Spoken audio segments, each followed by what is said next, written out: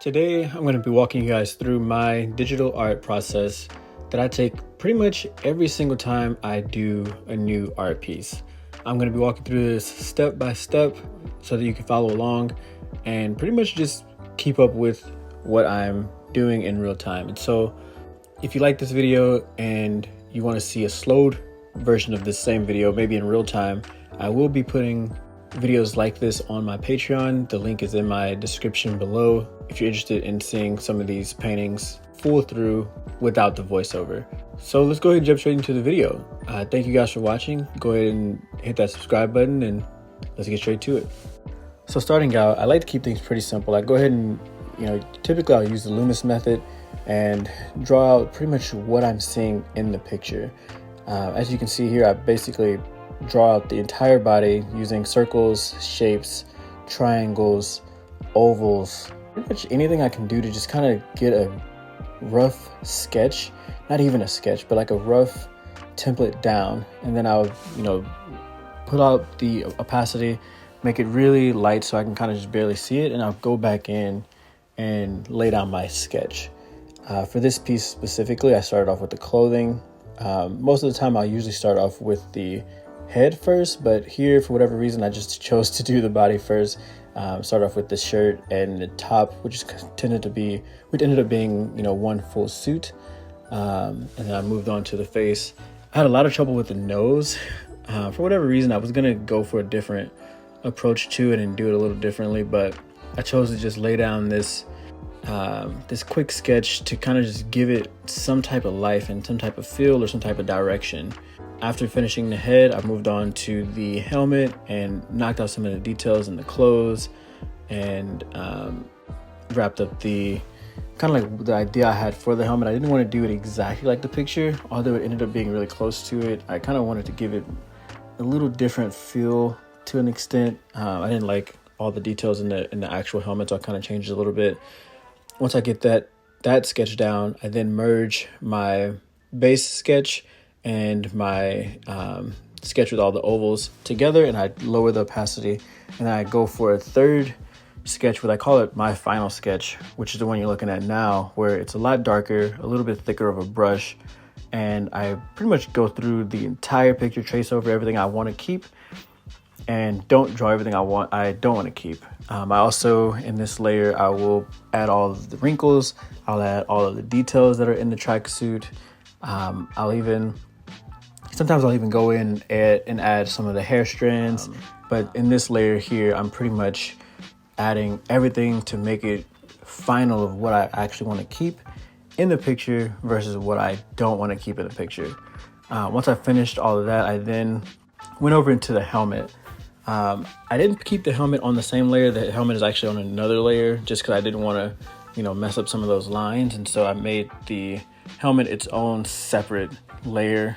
Once that's done and I finally get a good sketch of what I want, I'll then go in and I'll block out the entire body, or like the entire of like the thing that I'm drawing. I'll go out, I'll block out the entire thing in the skin tone that I want to keep the character. And then from there I go in and I add the background. So I do a quick rough sketch of the background just to kind of give it some life back there. And then I add all the base colors, the red for the tracksuit, black helmet. I was gonna put the suit red and black initially, and then I changed it to white. Add the hair color. I'll add pretty much everything I can to just kind of give it that like almost like a 2D feel, almost like a 2D animation. And so then when I come back in, once I finish the background here in a little bit, I'll then go in and I'll add all the shadows and highlights. And so for the background, I went in, I erased, I colored the entire background gray, and then I erased to create the white for the sky back there. And I just went in with the hard brush and my soft airbrush and, added some of the backgrounds, or some of those, to give it the life in the background. And then added the Gaussian blur, and I was pretty much done with it. I didn't really do much with the background. It was pretty simple, but it kind of looks like a parking garage to an extent.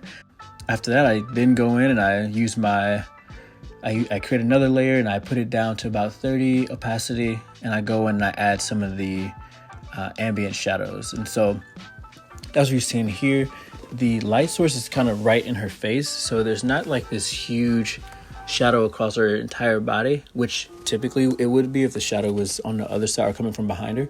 But for this one, I didn't really need to add much for the ambient shadows. It was kind of just like in her clothing, under her neck, in some of these wrinkles that you see, a little bit in the hair and on the face, and in the ears. So for the ambient lighting, it wasn't really that much. It's just really detailed and really specific on where that lighting was going to be at.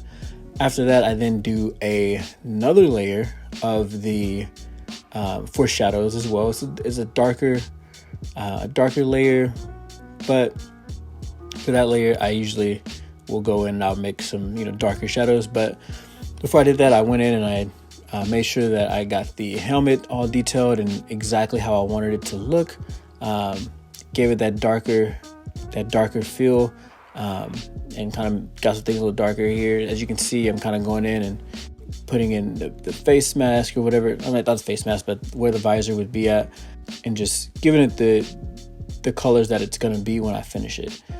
And so now I'm going in and adding those darker shadows that I was kind of telling you about before within the ambient shadows. Just kind of give it more of that three-dimensional feel, kind of making some of those deeper pockets darker, and then still keeping the ambient shadows apparent where you can still see those as well. Usually don't go in and add any blending until a little bit later, once I finalize all the shadows and get everything exactly like I want it.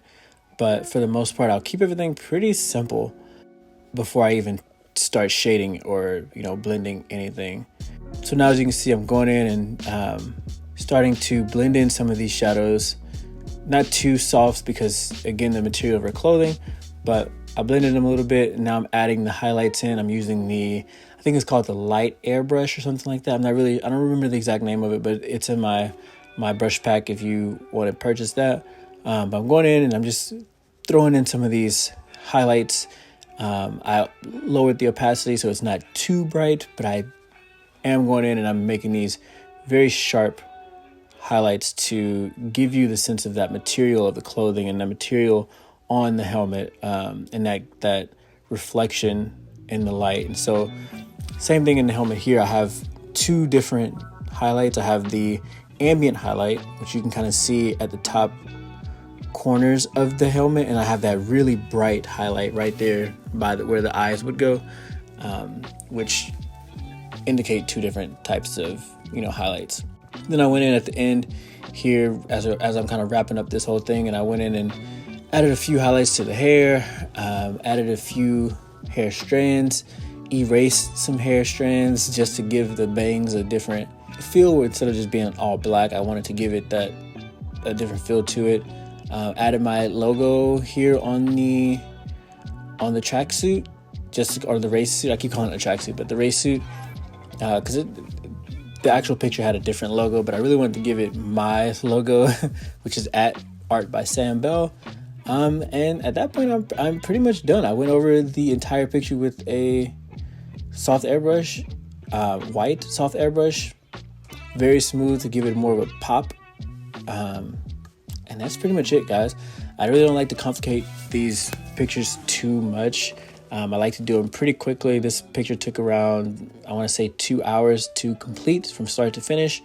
But yeah, I don't usually like to make things too complicated. I want to keep things as simple as I can, but also as realistic as I can at the same time. So with that, guys, that about wraps up this video. I hope that helps and explains my digital art process. Maybe I'll do some more of these in the future. But if you guys want to see this slowed down, just comment below. I do have a lot of videos like this on my Patreon that you can watch of other pieces. But in the meantime, stay tuned, hit that subscribe button, hit the like button, guys, so this video is recommended to others that also want to learn how to draw digitally. And I'll catch you guys on the next one. So with that, thank you guys for watching, and peace.